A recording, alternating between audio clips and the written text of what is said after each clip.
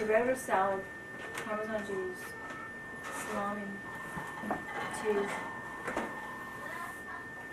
Just makes it real salty and real good. Alright, so they arrested you. They It was, well, they brought you guys in for the we army. were up at Camp Fort Ord. Yeah, and now you said it You're eating, going back to the barracks, or? back and forth. Yeah, and Haven't done they anything. once in a while they get you out in formation. They'd say, "Now we're going to learn army time, whatever that." Quick time or double time? No, the How to someone tell time. time? Oh, What do they call Oh, it? 300 hours. Yeah, yeah. Military time. military time, right. And then they went back, and they had nothing to do with back and forth, and just slaying around. You just be sitting in the barracks? So I would walk, and I tell Jimmy, let's go walking all around, go to the PX, and So did you have like the green clothes on, the green pants? Or? yeah, we had stupid fatigues on. But we had our little bag with civilian clothes we wore under our bunk. So a big weekend, July 4th coming up, a big 3-day weekend. And I said, Jim, they're not going to do anything here, let's go to Ventura. And that was like about 400 miles away, 500. I said, we'll hitchhike. So he says, how are we going to get off? Martin, can I have something for You know, the big fence all around. What color you want? Chocolate or vanilla? I said, down by the PX, where the railroad I'll get cars it. are, they always have a couple of Just one. freight cars lined up there. I said, we get behind the freight cars and jump the fence. No, you're not going to get How do you in trouble. leave the base? They were gonna, No. that's what he was Oh, talking about, how they're you're gonna jumping sneak over and Okay. jump the fence. So I took them down. I said, see, you get behind the freight cars, they can't see you. You jump the fence. So I talked them into it. So we jumped the fence and we got on the Highway 101. And we're hitchhiking. We changed into our civilian clothes. Mhm. We got a ride. A couple of guys picked us up and drove us halfway down. And, you know, we finally got to Ventura. We stayed there Friday, Saturday, Sunday, and we hitchhiked back Monday. And I said, when we go back, we'll jump over the fence the same way and hide behind the boxcars and then go by the PX and we'll go to our barracks. So we did that, and when we got back, nobody missed us, and they had a duty schedule, and Jimmy General was on duty schedule for night fire watch or something. That night, Right. I said, see, you're safe. We didn't miss anything, and so that was the first time. What'd you do in Ventura and where'd you stay? We went down to Mrs. Maldonado's. And Was she expecting you or you just No. showed? we had other guys, other places too that we stayed. Shh, very quiet. So then we went to basic training, 8 weeks. And in basic training, again, I took off. Jimmy went with me. I got caught because I was on latrine duty. So that Monday morning, the sergeant called me out. He called me Gennady. Gennady! He had a high voice. Gennady! Yeah. Well, you know that all expletives come out of his mouth. Uh-huh. Why were you? I said, I didn't know I was on. No one told me. No one has to tell you, you to read the bulletin board. I said, what bulletin board? I said, he's stupid, I'm stupider. Over there, you effing Italian, he's yelling at me. You are going to pull latrine duty indefinitely. You're on from now on. I go, okay, son. Get back online, I want to see your Italian rotten spaghetti face, blah, blah, blah. What did you do? You missed I it? went AWOL He went again. all again, but he got caught. 'cause he By missed yourself? routine duty. No, I went with Jim. And you didn't get caught? He wasn't on duty. Did Only you way know? you're gonna You get- didn't know you were on duty? He didn't care. No, I don't care if I was on duty or not anyway. I was gonna go. I was on for 3 days. I went in after 5:36, after everybody ate. I went in, washed the bathroom down real quick and left. Is that the way it was for you, honey? No. After that, they signed us up for school. When Jimmy went to a different school than I went to, but we were still on St. Louis Obispo doing all our training. And this time we went AWOL again. Went down to Ventura, and I got caught again. So I come back Monday morning, and there were just literally hundreds and thousands of people processing in and out and everything. And I get in formation early in the morning, and then a microphone. Private Giannotti, report to personnel or something like that. Where's Jimmy? Jimmy he was lucky. He was only on that one time, but he had made it come back in time. Say my Did you just hear Mary? She comes downstairs. You don't get ice cream because you have to play with the dog. And I get ice cream. Okay. It's only one last time that you don't get ice cream. Okay. I get ice cream. You want ice cream, sweetheart? You're big enough. You know better. You want some ice cream, sweetheart? No, but Mary's over there. Mary, that's not nice, is it? Come with me. That's bragging. Come with me.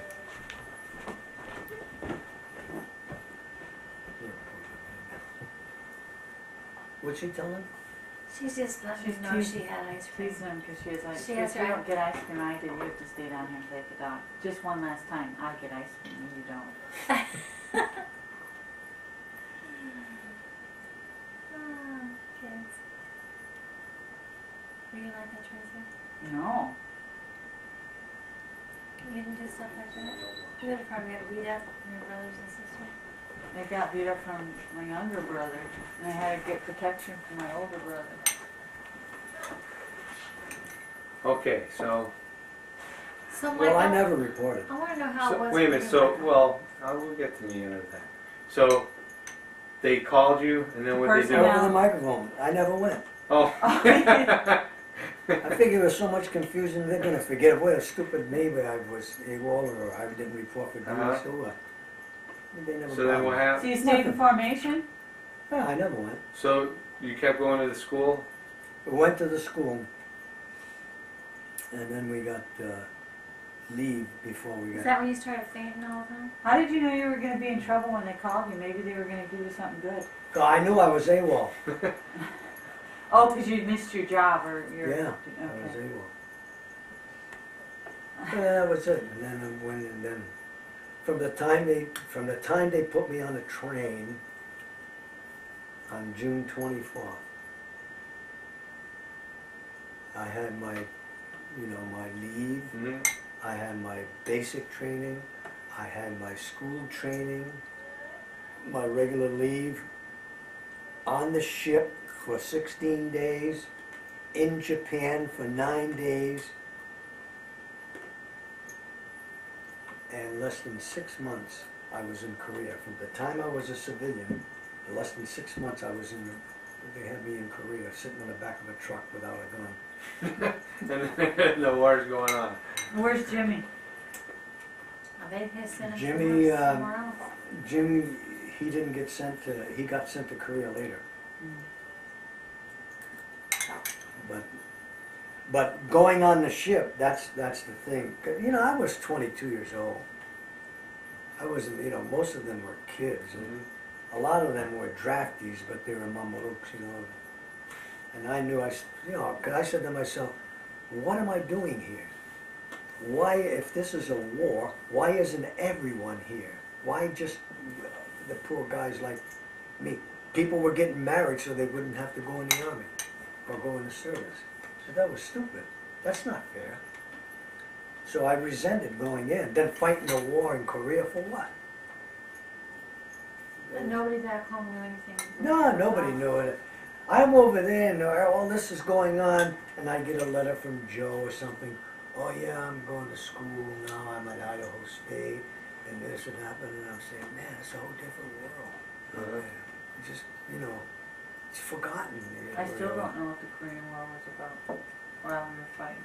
North Korea and the Chinese invaded South Korea. Well, Bobby told us, my brother, I'm supposed to call him Bob, but Bobby, he said that we did do good in that Vietnam War, and we did stop the Chinese or the communists from taking over.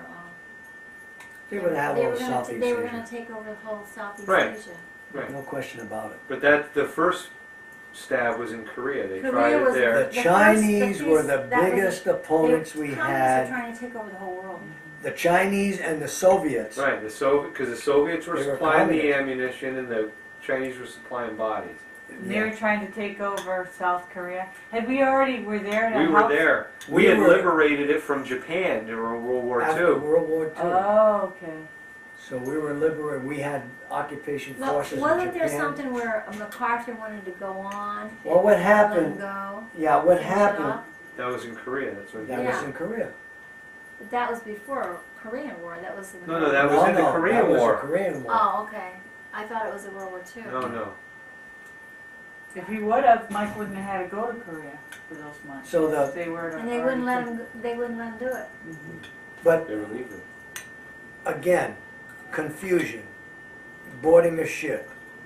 You got your big bag, you know. I know what's going to happen. I figure in my mind they're going to put you down in a hole, and then they're going to give you a job. Mary, is your ice cream on that lake hmm there? No, that's plastic. So I said, what I'm going to Put do that in the sink and put is this I'm in going the to garbage. get lost Come back and get getting that. on the ship. And then when everything is assigned to everybody, then I'll go back down to where I'm supposed to go. So we're walking up the gangplank, and the sergeant's leading everybody. They're going this way. I went this way and dropped my bag and then just stayed over here till they all left and went down. And then all He of a was a sudden, conniver. all of a sudden I hear, Private Gennady, report to compartment D. No way. How big is this ship? A big troop ship. There were about 1,500 of us on there, plus the dependents up the top side. And about 5 minutes later, Private Gennady, report to compartment D, because the sergeant's responsible for his soldiers. So I'll give him one more shot. Now wait a few more minutes. And then I hear, Private Gennady, report to compartment D. I said, okay, maybe it's time. So I picked up my bag.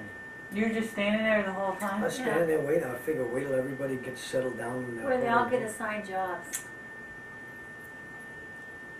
So I'm walking down with the stupid hatches and climbing down the ladder and going down. And I'm walking on. So, hey, where's compartment D? And down there. And I'm walking around with my bag. And I find compartment D, and I said, is this compartment D? He said, who are you? The Private Gennady. You.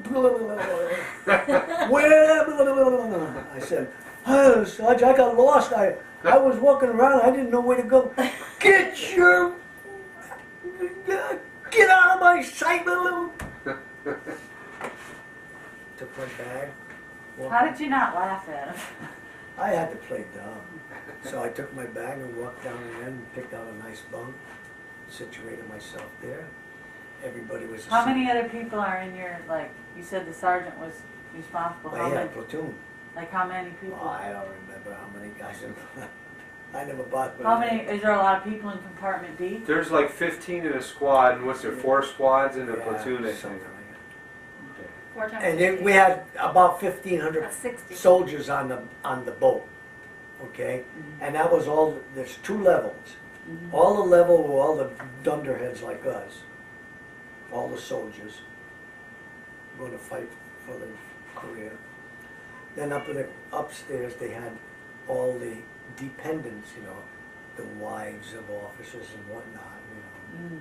They had a nice. They had all the nice cabins and Why did all the wives go with them? some of them went to Japan, because we were going to Japan, and then from Japan they flew us to Korea. So, My brother was in Okinawa for a long time. so And what they- we They did, flew the missions out of Okinawa. so the boat pulled out of Washington, Pier 91 or something, I can't remember. And we Well, that was Seattle. You were up in Seattle Yeah. with the boat. Yeah. And we were going up by the You Aleutian never went Islands. on a boat, did you, Michael? We're going up to the Aleutian Islands by Alaska and then coming down this way to go to Japan. So the next morning, you know, everybody's sleeping in. The next morning, now everybody's got to run to their jobs. Who works in the kitchen, who did this, who did that.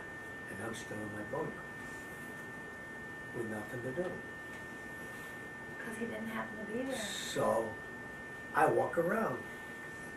I walk to the galley, go eat, go upstairs, see the dependents, and walk around upstairs on deck and look around. You know, it's just wasting time. He's on vacation. The second day out, we hit a hurricane. And that afternoon, I was up on deck, and I see the boat was going like this, and I said, oh shit. And then all you can see is water all around you. And then you look way out and you see these big waves coming like this toward the ship. And then the ship is like this, you know, sailing. All of a sudden, Didn't you say one guy got washed overboard? yeah, that was And never about, found him. the boat was going no. All of a sudden, all you can see is just water, no sky, just water coming, and it really starts to blow. So, all right, everybody off deck, batten the hatches, and everybody back to their compartments. Down line, all very report back to your compartments. I said, oh man. So I go downstairs, and they're closing the hatches so that if there's a leak, the soldiers will die, but the Boat water won't will sink. the boat won't They'll sink. drown, but not the It was ones only that go I- halfway down. So by then, it really hit, and all of a sudden, you could feel the boat was going up, and then the propeller was out of the water because the wave picked it up so high, and you hear, all of a sudden, the wave would leave and the boat would come down, and it'd go boom, boom. I'm saying, oh Lord, I said, please don't let this boat break. One thing I hate to do is drown. I hated to get in that water. I was afraid of sharks and everything. Everything was going through my mind.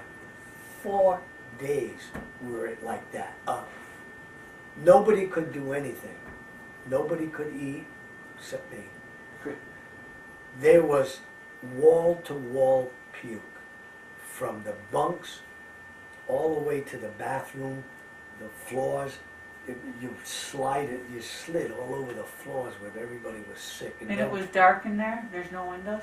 No, there's nothing out there. So what I did, I went to the galley, the kitchen, you know, where they eat, because nobody was in there, and I wasn't sick. How'd you get out your little thing? I never got out. You don't go out. The galley's under. The galleys, they have galley for the soldiers. Oh, so the galley's in another room, but It's you're not another- up with No, they have their own, the dependents had their own special place. There's to a eat. galley on each floor. So I would go in there, nobody was in there, and I'd stay in there, and I'd talk to the cooks, and whatever, you know, I had nothing to do. Nobody had nothing to do, and I didn't want to go in there. It stunk. So we waited that out. And then they washed it. Every time they'd wash it down, and oh God, it was horrible. Then after that, they opened up, and we got in mid-ocean. And we just going, and then I went up there and all I could see is water and water. I said, oh my God, I never knew there was so much water in this whole world. Just water. You know, and I said to myself, I said, Wonder how those old time people, you know, when they used to go out on Little a boat. boats. And they don't know where the hell they're going. It's just water all around. Where you going? It's a wonder they even made it. They follow the stars. And yeah, they had to. Anyway, we pulled into Japan.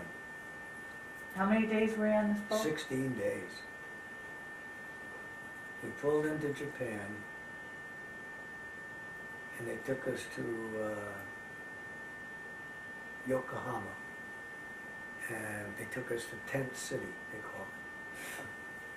And Tent City was where they put all of the soldiers that were getting ready to ship out to Korea, and then those guys that were coming back would go there, and then they'd catch the ship and go back to the States. So we were locked up in Tent City for a few days, and then in the middle of the night, they call us and they say, okay, you're getting on the plane. And it must have been about 3 or 4 o'clock in the morning. And they had the old C-120s, I think they call them, the old transport plane. And you get in, and there's nothing in there except the ribs, and then there's a little skinny, which you sat on. Mm-hmm. It was just the metal. Just the plane, the body of the The plane. body of the plane. And you sat in between that, forget a seatbelt or nothing, yeah, nothing. And you sat on that little thing and you stood there. And that thing getting ready. You know, all the soldiers on there, trucks on the bottom, and then propellers go. The plane would be going. You think it's going to break apart. And then it starts to move and you say, oh man, this thing is never going to get off the ground. Not with all these people and all that equipment. It got off the ground. And we landed in Yokohama. No, that's Japan. No, Or Busan or no, Daegu?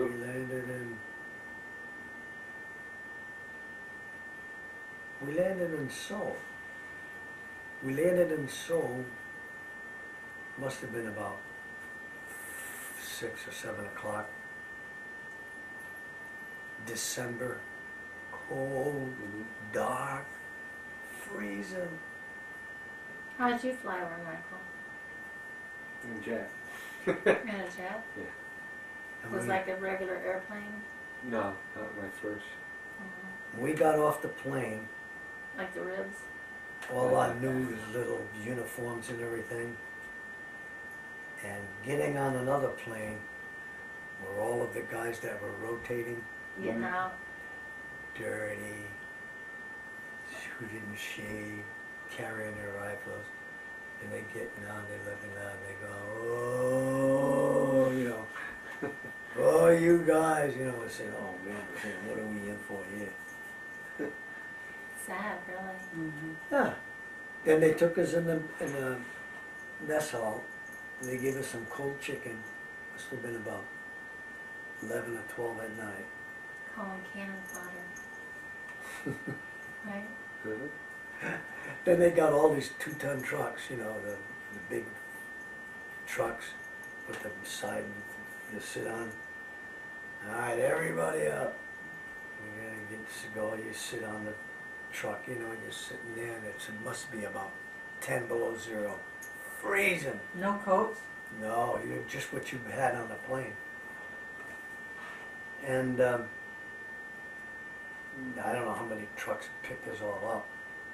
And it's the middle of the night, and then all you hear is boom, boom, boom, boom, boom, boom,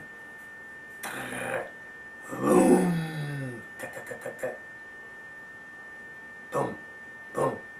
And you're sitting in a truck and you think, oh man, no helmet or nothing, you know, because they didn't issue anything. Just getting off the plane. And the trucks are going along, and it's dark, and you're hearing all these explosions and the machine guns and gunfire, tut tut tut tut tut, tut tut tut, boom. And by then, I got a little concerned. So the sergeant sitting over in the corner, and I'm in the middle, and I made myself as small as possible, bending down. And then I I asked that question, I told you, remember? Say, Sarge, I said, are you gonna give us a gun? You have a gun? He looks at me and says, well, what the fuck are you gonna shoot at? Excuse my language. I figure, I don't know, I feel better just holding a gun. We must have traveled for about an hour and a half in that cold, cold wind. And they dropped us off in the middle of nowhere, up above Seoul. I didn't know where we were, and you're hearing all this noise, and you don't know who's shooting at who, or what's happening. You know, you're concerned, you're saying, well, what am I doing here? Who am I going to shoot? What am I, you know, what? And that's the way it went. It went like that for about 2 months, maybe 3 months. Moving, till we got right near the DMZ. And then before that, we were occupying different buildings. And then when we got right up near the DMZ, we made camp, tent. And then when we made camp, that's when the sergeant came out and asked, "So anybody could type?" Yeah, man, I could type. Forget it. Get me up in that headquarters, I can type 120 words a minute. So I went to headquarters and I never looked back. And those poor guys, and they used to come back, and guys used to come in from the front lines, maybe 20, 25 days in the mud and snow and whatnot. And they never got combat pay unless they spent the full month. I never knew that. And they spent 25 days. 25 days, some of them, and they would never get combat pay. That sucks. And I was in the zone, what they called a combat zone, So you're getting it? and I was Ice getting cream? Going to bed. hazardous pay or whatever they called Yeah. it, extra $20. Hazardous duty pay. Hazardous duty pay. And I was as comfortable and boy, I was happy, man. So they give you coats finally? Yeah, but they gave you these big brown overcoats. We never had winter gear. They're like not that. in there, honey. You left them out here. We never had winter gear like they had today. Well, you had that. Remember that one jacket We had you old had? World War II stuff. Yeah, he had one. And I remember I tried wearing it. It was the itchiest damn thing. It was the warmest. You had to wear like layers. I couldn't. Well, it was like it was rat hair. Yeah. It had a layer of this. I don't know what it was. Wool. I couldn't. It wasn't even woven wool though. It was like raw, Don't virgin. bang into that. Oh, it was You horrible. used to wear it? I wore it sometimes because it was the warmest damn coat in the world, and I thought it was cool because that was my dad's army war coat. This one was in war. But I You put the really dog in his resented it. crate then, Sam? I really Stay resented it. Whoa! Stay. You would have probably been even more resentful had you been Vietnam? drafted to Vietnam. I don't know, Charlene. We lost more people in Korea. The We amount lost of time 30. they lost a lot more percent. In that short time. In 3 years they lost 30,000. They lost 50 in 12 years. 35,000. Yeah. And they never I said, used to see they never them used to say before. much about it. Oh, man. Those battles, I remember reading some of the stuff like when the Chinese would come in and they would outnumber like U.S. troops 20, 30, 40, 100 to 1 sometimes. Because there's just so many of them. They just would just keep coming. Yeah. What happened, they had a little rice ball. It was the size of a softball. It was all together. I don't know how they get it glued or what, but it was a rice ball like this, and that's what they ate all day. They keep it in their pocket, and that's what they ate. And they laced it with drugs. And opium. The The soldiers? Chinese, The Chinese. Chinese. they would dope them It up, keeps them going. and they would put like they'd take. They It's had like so Tim many. on prednisone. They had so many people. What they would do is when they would go like to assault a hill where the Americans were at, they'd put all the guys out front who were some of them didn't even have rifles. cannon fodder. They were literally there. They'd get them really doped up. They'd give them really heavily laced stuff, and they'd send them up the hills first. They'd start blowing their trumpets and stuff and send them up, and their whole job was to make the U.S. use up as many bullets before the regular troops hit. And the guys, they said they'd shoot them and blow an arm off, and they'd just keep coming because they were so doped up. One of my kids that And lived, that was who? That's Korean. Chinese. The Chinese, but that was in Korea. Yeah. one of the kids that lived on Shore Street was in the army just before the Korean War broke out. Paulie Thompson. And he was in the army in Korea. And he was there when the Chinese overran, the Chinese were North Yellow Koreans. Road came across. Right, they overran South Korea.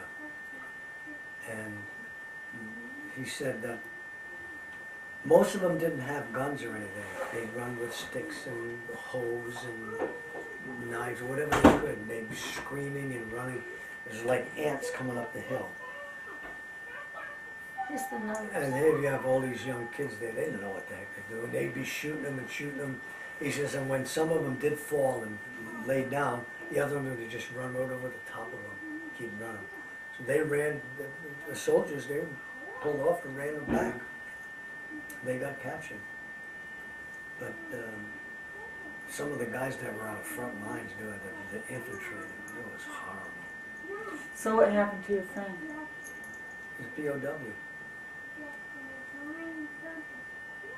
Was he I'm alright? sure he didn't get Yeah, treated. he right? was alright. The Thompson guy, what'd you say his name was? Paul. There. And when did he get out? When they had the repatriation. In the war.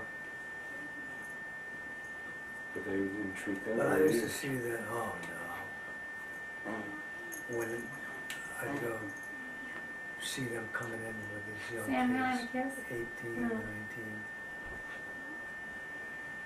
What did he say? I asked Sam. him for a kiss, he said no. No! What? How dare you? What? And he asked you for a kiss and you said no? Yeah. We can see you.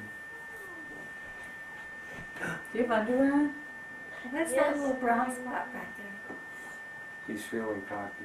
I know. Not feeling cocky.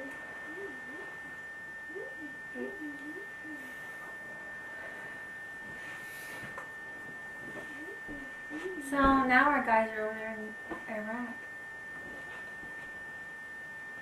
Yep. Still gonna And they'll probably be doing it again in Korea because they didn't let them do it last time. Probably have to do that one. Well, see, the first Bush didn't finish it over there. Iraq. Well, he played by the rules, like we usually do. And the UN mandate was, I just remember when we were in Korea, seeing some of that stuff where when they took us Did you down go to the the bathroom, tunnels honey? under the DMZ. I just never the war's supposed to be over and you go down this tunnel and it's a mile south of the DMZ. You go way down and you're in the bedrock and then this thing opens up and there's railway tracks in it and floodlights and there's machine gun stations and they have the A mile Claymore. south. You guys are in the in south? South Korea. So here's the border, right? Uh-huh. The DMZ. It's a strip wide, and the border's actually here. But south of the DMZ border, a mile south. That's where all you guys are? Well, we're on this side. I was stationed inside the DMZ for 3 months. Oh. But south of it, they had what they call an intercept tunnel because we have seismograph equipment all along there because they keep digging underneath the North Koreans. They're good at digging. Yeah. They love to dig, and they'd pick up the tunnels. They'd pick up this equipment for blasting and stuff under there. They dig an intercept tunnel down, and so the one that I got to go in, you go way down, and it's so deep, it's down in solid rock, down in the bedrock. And it opens up, and it's huge. They have railway tracks, and you could drive a big truck with an artillery piece and stuff through it. And when you went down there, they had a couple of guys on duty at all times, and they have the machine gun nest. They're behind, you know, with the sandbags. They have the claymore mines set up, so if somebody ever came, nobody's gonna come through because it got intercepted. What happened, But when they intercepted it, would there have been people down there and they? well, then when they blast through, they all run and they leave. Oh. But yeah, and I mean that's a mile south, and it, you know, they're always doing crap, and I was just like, oh, this ain't right. It was a very interesting place. Don't be digging at the And table. then I remember you were sending me pictures. Remember, we sent pictures back and forth of some of the places, what it looked like then and what it looks like now. Because when I went, like I was first stationed in Ouijanbu. Ouijanbu was a big metropolis, over 500,000 people. And when you went there, I don't know. Ujambo was a joke.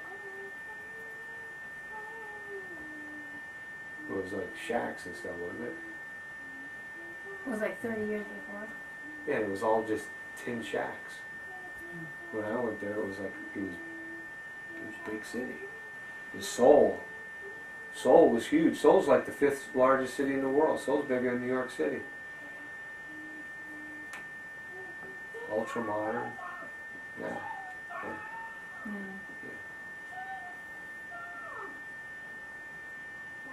You said you had to go out on those things and stay out in the cold. And Well, that was when I had duty both, you know, regular duty, and then when I was in the DMZ, every third night, you had every third day and every third night. They didn't coincide right after the other, but you had what they call night ambush, and then they also had daytime patrols. And then I also, because I was a sergeant, I also pulled every few days, and then get a full day off after. It was called Tactical Operations Center, where I'd monitor the radios and coordinate. But then on the day patrols, you'd go out and you'd lead troops, and they have the demarcation lines inside the DMZ right in between. And you'd go up and down. You have a sector you patrol back and forth. And North Koreans would come up and point guns at you and swear. They have a guy or two that can speak English. And threatening. yeah, and you have your ammunition is taped up. You have literally tape on top of electrical tape, because that way somebody doesn't accidentally lose their Cool. and cause an incident, because you can't fire unless you're fired upon or unless you're given permission to. Oh, that's nice.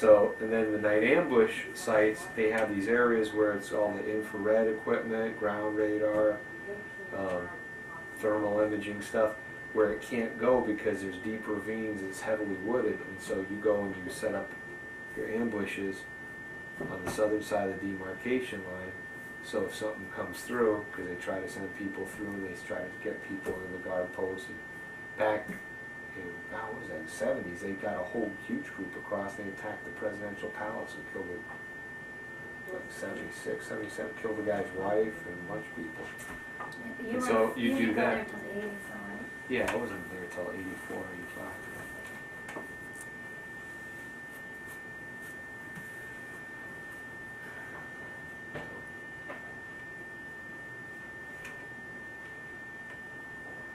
Even though it was a little better conditions.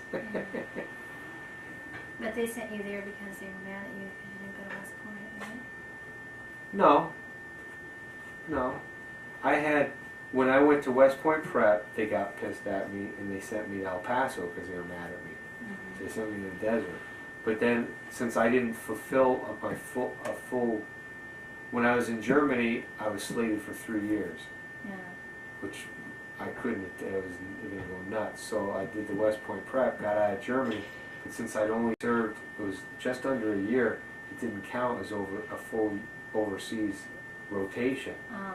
And in your 4 years, you have to serve a full overseas rotation. I didn't do that. So it was coming up where I was going to have to go to an overseas assignment. And I applied everywhere, and I tried to put in for Turkey, which I'm glad I didn't go there. That would have been even worse. But anywhere, because I knew guys that had been in the Army for a while who were in my job. They said, "You're 13 Foxtrot, you fire support, you're going to go in the DMZ. I spent 3 months in the DMZ. There's no ifs, ands, or buts. Everybody in that job goes to DMZ." And you hear guys, oh, they're gonna do this, and they're going there, and then Koreans gonna come and get you in your cot and do the blah, blah, blah. And I was like, I don't want to go to DMZ. So, How long did you, I got to how do long were it. you there? Yeah. a year. Yeah. I was there for a year, 3 months in the, my DMZ was right in the middle of it. Mhm. So you were in Germany, then you were, Then I was in El Paso for 2 years. and you were, Then I was in Korea for my last and you year. were at West Point for like a couple months. Yeah, West Point Prep. And you made us write all those letters to the senators and all that, and get your appointment, and then there you go. There you go. I'm glad I didn't go. You'd have had a lot of fun hitting all those different wars. Could have I'd have owed 7 years afterwards as an officer Mhm. and been an engineer major. That's what killed it for me. I was like, you know how much I hated math. I hated math. And they were like, that, it wasn't like when I took Sam, we went to the Naval Academy on a trip, this field trip. They have all kinds of majors they do there. They told us, you are an engineering major. It was just math. And I hate math. Always Okay. hated math. And we couldn't do it? I didn't want to do it. I hated it. That's the only thing they wouldn't let you do, huh? Well, that's what they told us. So they said you would be at West Point, you'd be an engineering major. And that all of our West Point prep studies was mostly math. And I hated it. And it was more fun at Atlantic City. But I was, I did good. I mean, they made me a squad leader and stuff there, so it wasn't like I was a goof off. You know? But I just didn't want Do you know you could have married an Army officer? to. Well, I wouldn't, she wouldn't I would have have known never me. married him. Yeah, you know, went to El Paso and then. He made us write all those letters to the senators. Appoint my son to the West Point Prep. It worked. And we did. Got me out of Germany. I'll never forget my sergeant's face when he got that letter. He had to come and tell me I'd been appointed. He thought I was like 2 degrees above a retard. Because I remember Dad telling me, it doesn't matter. When you're private, you all get promoted the same.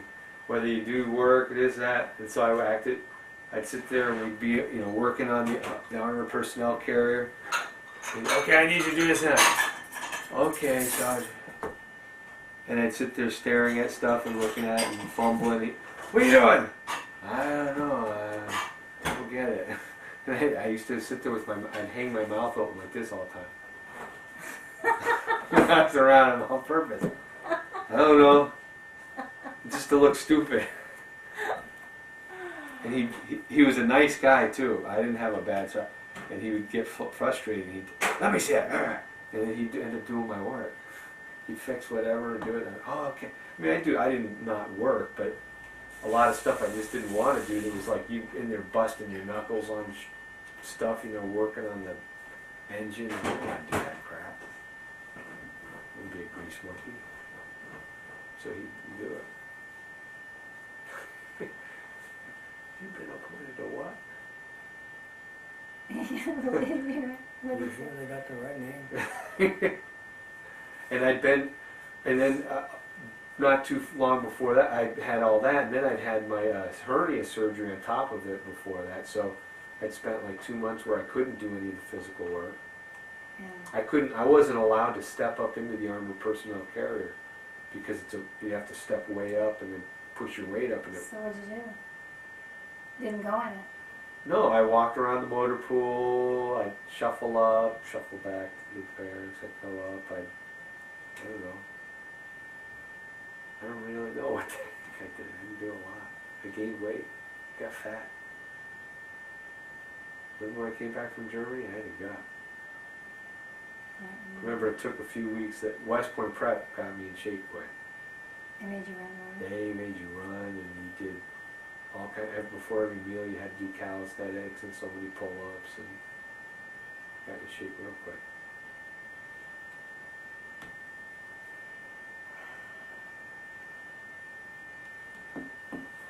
You know, You get ready to go go for to bed. bed.